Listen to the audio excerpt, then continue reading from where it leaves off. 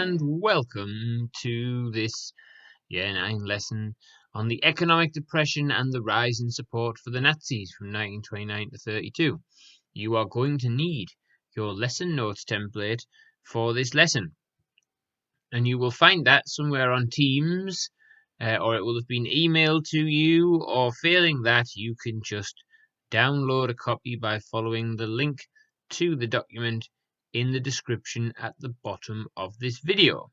So, once you've got that to hand and you are ready to start, let's begin. Okay, so we are going to start with task 1. Seems a good place to start. And you're going to think about the Wall Street crash. Now, remember in the last lesson when we were talking about the Weimar Republic by 1928, and we said that by no means at the end of 1928, or even, to be fair, in the middle of 1929, were people thinking, oh, right, okay, there's just a few more days until the Weimar Republic collapses. In fact, the general outlook for the Weimar Republic in the late 1920s looked good. There were some underlying problems, yes, but it still looked positive. Nobody really could have predicted the severity of the economic depression that would hit the world after the Wall Street crash, and nobody could have predicted the impact that that would have on Germany. So let's remember that before we start looking at the effects of the depression, that this was something of an unexpected event, and it was a game changer in terms of the political situation in Germany, which we will come to in a bit. So what you need to do, you can see the information you've got there about the Wall Street crash. You've got some further information here about unemployment and the effect it had on people. And then on page 4, you've got a little space to do a spider diagram, which is the economic impact of the Great Depression on Germany. So what you need to do is watch the 2 video clips that are about to come on in a moment when I stop talking. And then you need to read the information. And then you need to use what you got from the video clips and the information to create some notes on the economic impact of the Great Depression on Germany.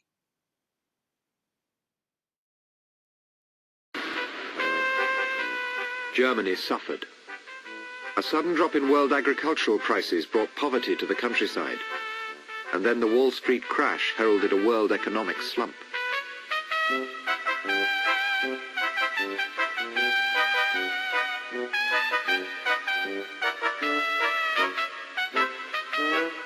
The Americans called in their loans. German unemployment rose to 5.5 million in 1931.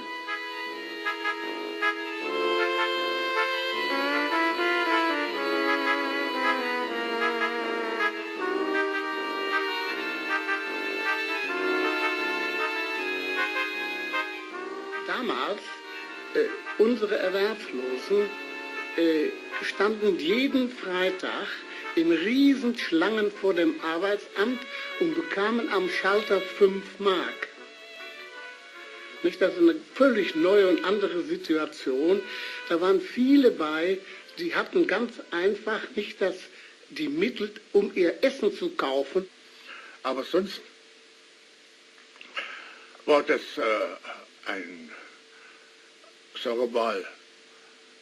ein trostloses Geschehen mit den Menschen, die mit dem Löffel in der Tasche spazieren gegangen sind, weil sie zum Mittagessen, bekamen sie ein Essen mit einer Marke. Das war ja undenkbar, unmöglich. Nicht?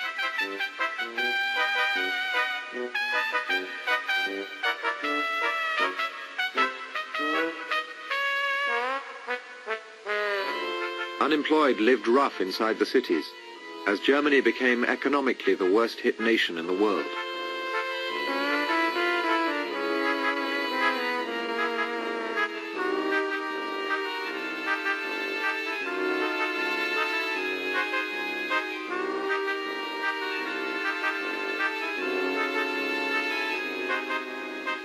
And then, just when it seemed things couldn't get any worse, They did.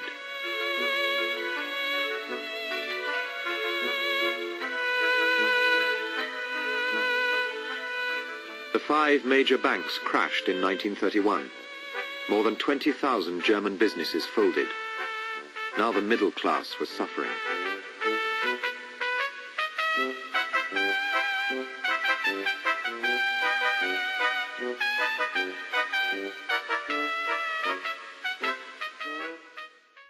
In the autumn of 1929, the American economy imploded as the Wall Street crash gripped financial markets.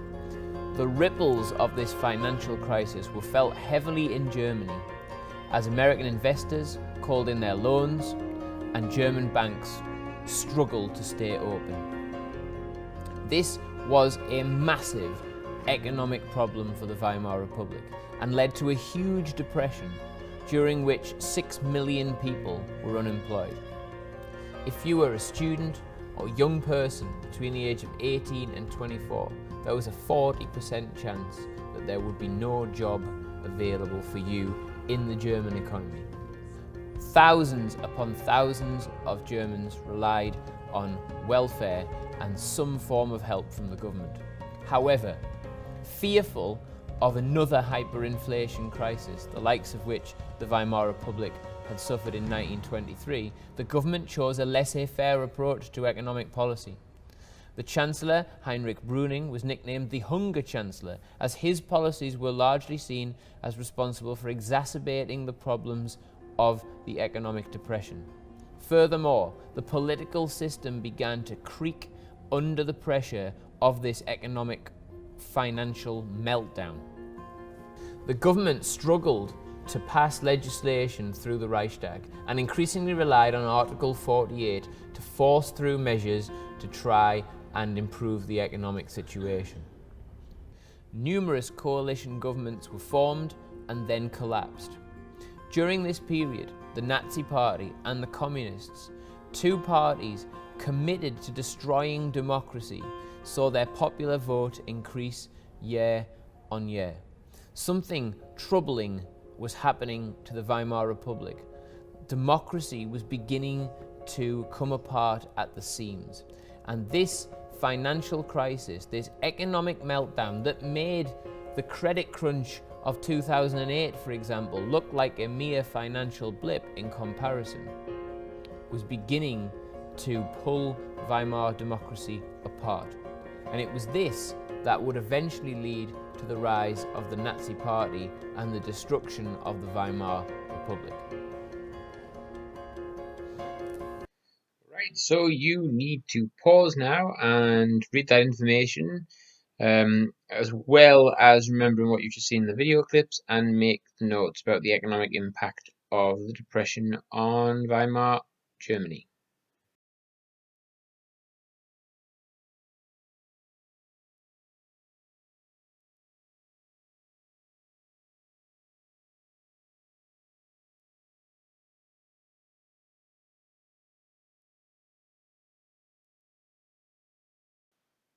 Okay, welcome back. And what you should have got from that really is the sense of real devastation that the economic depression brought to Germany in the late 1920s and early 1930s. This was far more severe than the hyperinflation crisis, and I think that's really important to remember because students often get the hyperinflation crisis and the economic depression mixed up. The hyperinflation crisis was bad. It made the government look incompetent, but it was relatively simple to solve because it just required collecting in the old currency and issuing a new currency. The hyperinflation crisis was created because of specific conditions in Germany, and it was partly created because of the inflationary policies of the government themselves. However, the economic depression was created outside of Germany. It was part of a worldwide economic slump, and Germany couldn't do anything on its own to fix it. And now that is the crucial point about the economic depression of the 1930s that makes it more significant for Germany than hyperinflation. Germany brought hyperinflation on itself to a certain extent, and so therefore Germany could fix hyperinflation. Germany did not bring the economic depression. The economic depression was a worldwide phenomenon, and it wasn't something that the Germans could fix themselves. So that's a really crucial distinction. And what's really important to understand is that the Weimar government's reluctance to do anything about the situation, because they were frightened of an inflationary crisis, the likes of which they'd had in 1923, simply made the economic depression worse. It made the effects on people worse, and therefore it made the government look even less competent, and it made the government look like they didn't care about ordinary Germans. And it was the political consequences of the economic devastation that Germany faced that the Nazis were able to capitalize on, and that they were able to exploit. And that's where we're going with the next part of the lesson. Okay, so you will see on page 5 of your lesson notes template that it talks about task 2, and task 2 says, how and why did support for the Nazis increase between 1929 and 32? And obviously, some of that is to do, well, a large part of that is to do with the economic depression, but there are other reasons also why support for the Nazis increased in these years. So you can see you've got some information here on page 5 and here on page 6. We want to start to think about what sort of people the Nazis appealed to. And this is really important because sometimes there is an assumption among students, and there's an assumption in popular history, that the German people were obviously rabidly racist anti-Semites who were avowedly nationalistic, right-wing, and that's why they voted for the Nazis. Well, actually, people began to vote for the Nazis because of some very specific economic circumstances. Remember, the Nazis were only polling at about 2.8% before the Wall Street crash and the economic depression. So it was the circumstances of that economic crisis that were particularly crucial in explaining why people supported the Nazis.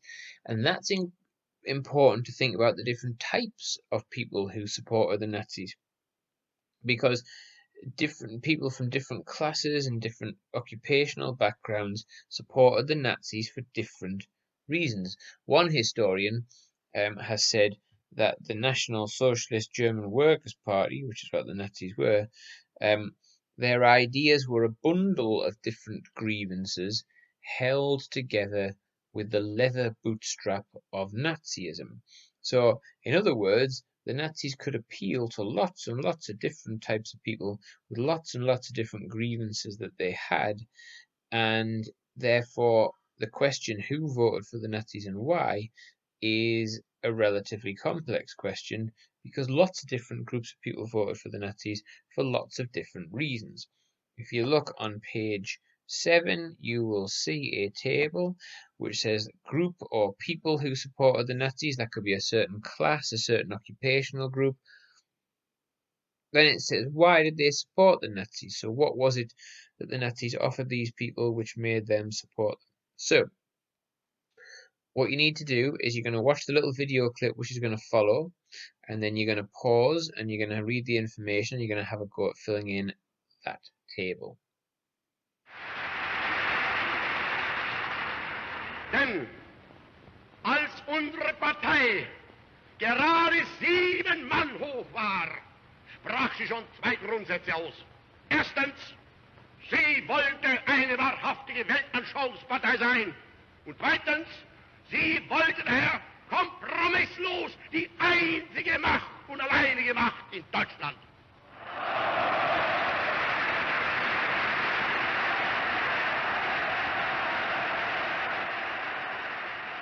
In 1928, with the Nazis polling only 2.6% of the vote, they seemed something of a political irrelevance in Germany.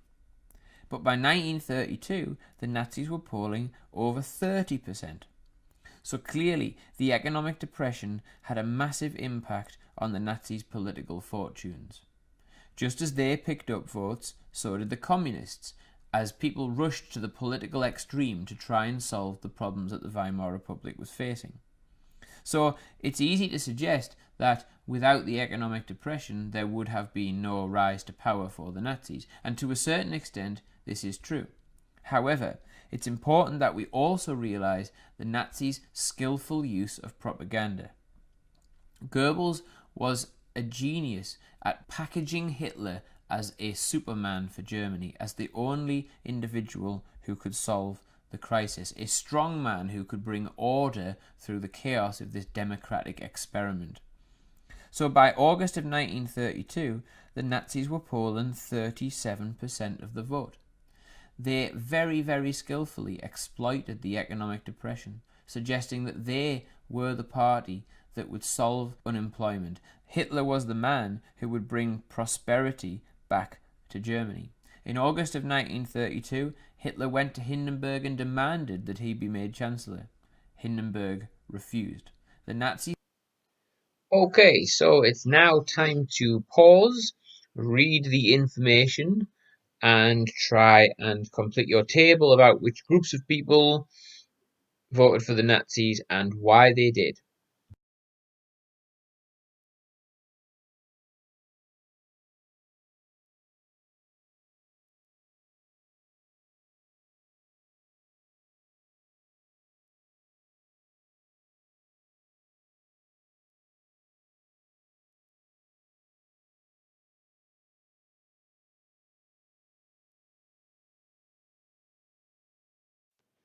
Right, so moving on to task 3, what we want to try and do now is we want to try and tease out how much of the increase in Nazi support was because the Nazis were skillful and used good propaganda, and how much of it was a result of other factors that were outside of their control. So you'll see on page 8 and also on page 9 of your booklet, you have got some information about the different reasons for increasing support for the Nazi Party. And what you want to try and do is color code those boxes, choosing the ones that you think are to do with the Nazi skill or propaganda and put them in one color, and the things that you think are to do with other factors that are really outside of the control of the Nazis, put them in a different color. There might be some that you don't think go in either, in which case you can just leave those blank. So pause this now and have a go at doing that task.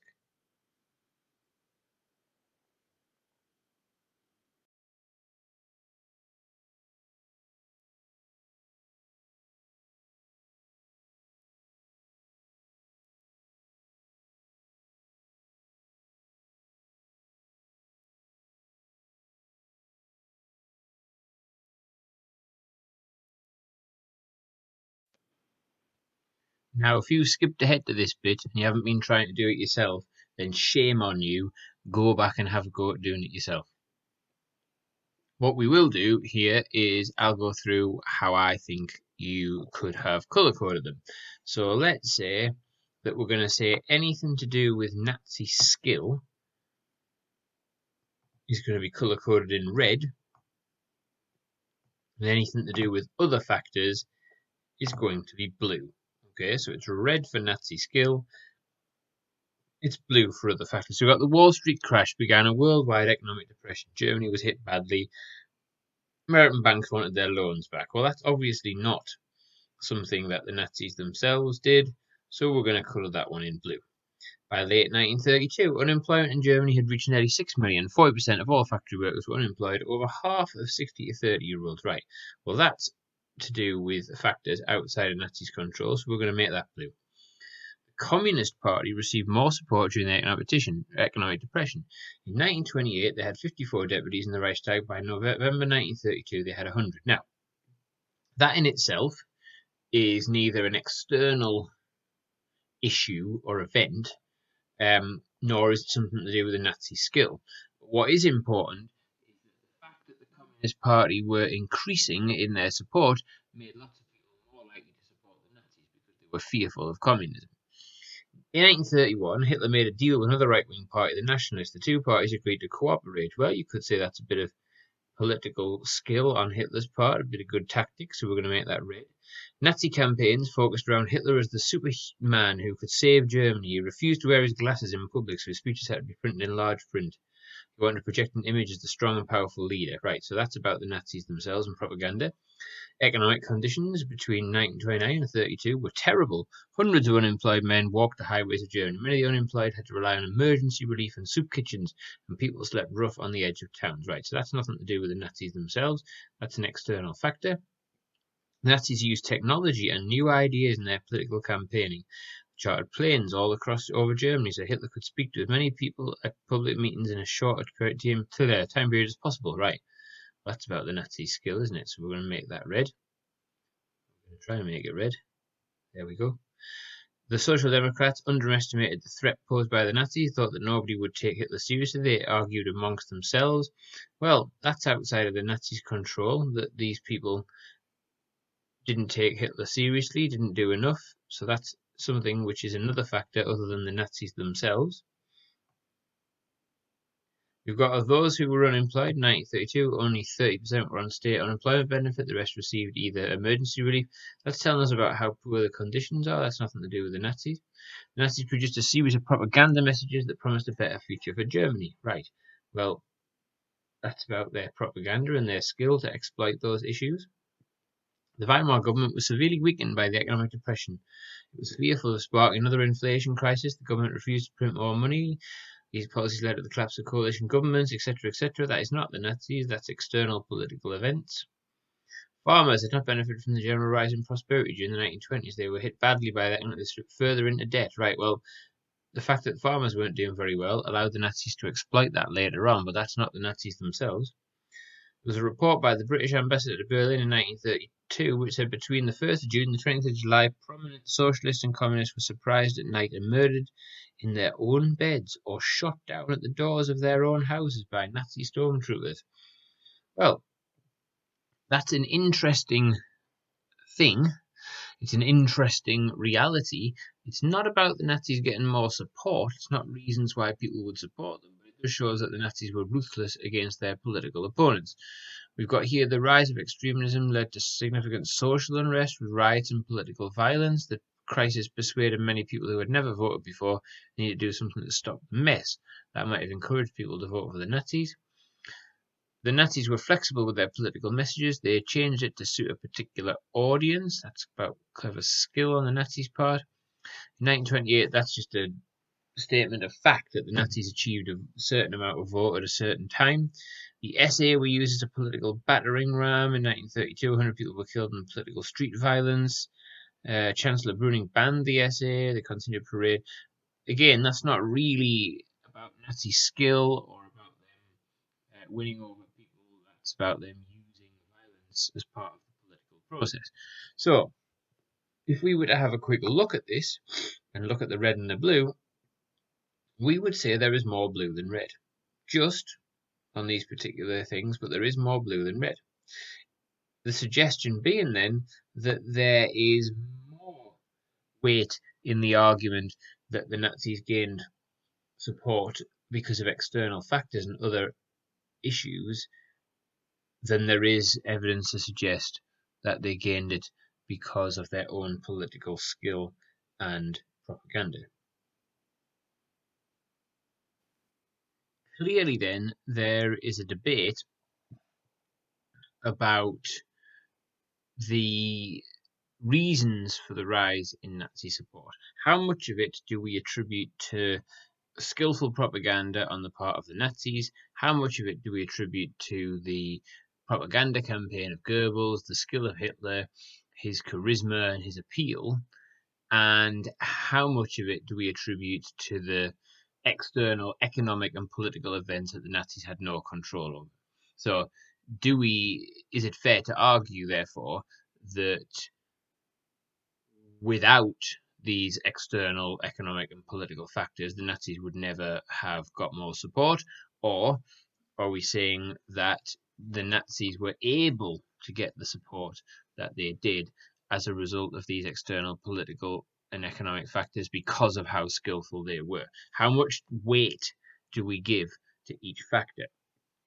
And the sample exam paper for this paper 3 GCSE module that the exam board released at the beginning of this syllabus has an interpretations question that focuses directly on that debate.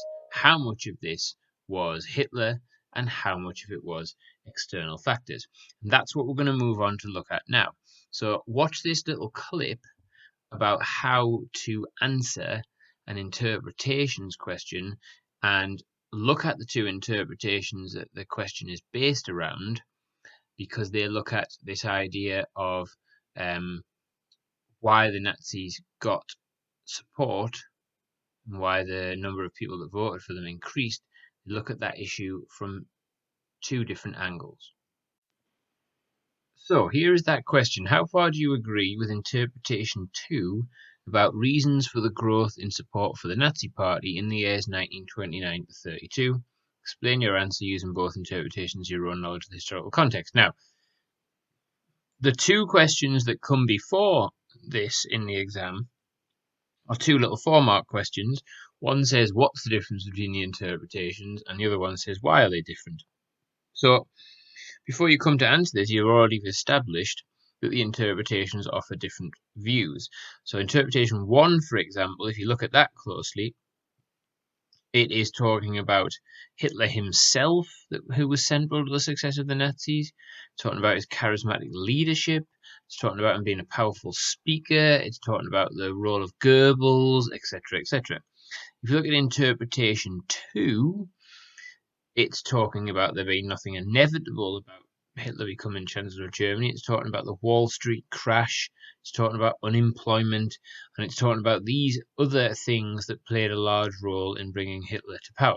So the two interpretations give different views. They give either side of this debate about whether or not it was the Nazis themselves or whether it was external factors. So, if we think about this particular question, how far do you agree with interpretation 2 about reasons for the growth and the support of the Nazi Party? So, if you look at the two interpretations, the first thing you need to do to be able to answer this question is to establish what it is that interpretation 2 is suggesting about the reasons for growth and support of the Nazi Party. So, the way to set out your answer in your line of argument is to state immediately at the start what that interpretation suggests. So, interpretation 2 suggests that it was the economic depression and unemployment which is the most important reason why Hitler became Chancellor in 1933, and why the Nazis' support grew, therefore, between 29 and 32.